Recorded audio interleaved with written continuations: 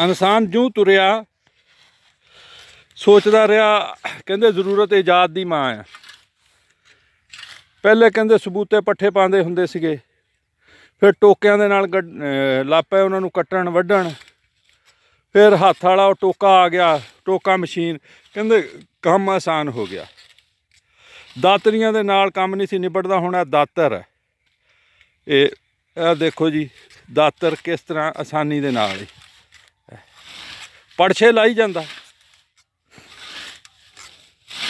ਆਹ ਦੇਖੋ ਇਹ ਜਨਾਬ ਸਾਡੀ ਕਿੰਨੀ ਦੇਰ 'ਚ ਇਹ ਕਿਆਰਾ ਵੱਢ ਹੋ ਜਾਂਦਾ? ਘੰਟੇ ਦੇ ਵਿੱਚ ਜੀ। ਆ ਕਿਆਰਾ ਦੇਖੋ ਤੁਸੀਂ ਕਿੱਡਾ ਸਾਰਾ, ਇਹ ਕਨਾਲ ਤੋਂ ਬਹੁਤਾ ਹੈ ਕਿ 2 ਕਨਾਲਾਂ ਕਿੰਨਾ ਹੋਊਗਾ? ਇਹ 1.5 ਕਨਾਲ ਦਾ ਹੈ ਜੀ ਕਿਆਰਾ। ਇਹ ਮੁੰਡਾ ਕਹਿੰਦਾ ਕਿ ਮੈਂ ਘੰਟੇ ਦੇ ਵਿੱਚ ਵੱਢ ਲੈਣਾ, ਅਤੇ ਦਾਤੀ ਦੇ ਨਾਲ ਤਾਂ ਨਹੀਂ ਵੱਢ ਹੁੰਦਾ। ਹੁਣ ਤਾਂ ਚਾਈਨਾ ਵਾਲਿਆਂ ਨੇ ਬਹੁਤ ਆਸਾਨੀ ਕਰ ਦਿੱਤੀ, ਮਸ਼ੀਨਾਂ ਲੈ ਆਂਦੀਆਂ, ਉਹ ਪਿੱਛੇ ਪਾਈ ਹੁੰਦੀ ਆ ਅਤੇ ਉਹਦੇ ਨਾਲ ਵੱਢਦੇ ਆ। ਲੇਕਿਨ ਉਹਦਾ ਵੀ ਉਹੀ ਚਲਾ ਸਕਦਾ ਜਿਹੜਾ ਡਰਾਈਵਰ ਹੋਵੇ, ਹਰ ਬੰਦਾ ਨਹੀਂ। ਅਤੇ ਦਾਤਰ ਵੀ ਹਰ ਬੰਦਾ ਨਹੀਂ ਚਲਾ ਸਕਦਾ, ਉਹੀ ਚਲਾ ਸਕਦਾ ਜਿਹਨੂੰ ਬਲ ਆਉਂਦਾ ਹੋਵੇ। ਅਤੇ ਇਹ ਦੇਖੋ ਤੁਸੀਂ ਕਿੱਡਾ, ਅਤੇ ਆਲੇ ਦੁਆਲੇ ਮੂੰਗਰੇ ਵੀ ਜੇ ਹੈ। ਇਹ ਹਜੇ ਵੀ ਪਾਕਿਸਤਾਨ ਦੇ ਕਈ ਇਲਾਕਿਆਂ 'ਚ ਹੈ ਨਹੀਂ।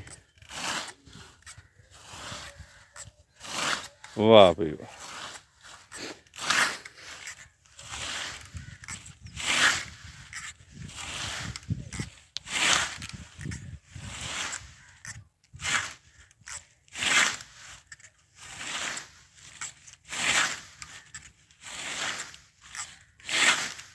ਇਹ ਵੀ ਇੱਕ ਬਲ ਆ ਜੀ, ਇਹਨੂੰ ਫੜਨ ਦਾ ਹਰ ਬੰਦੇ ਦੇ ਵੱਸ ਦਾ ਰੋਗ ਨਹੀਂ ਹੈਗਾ।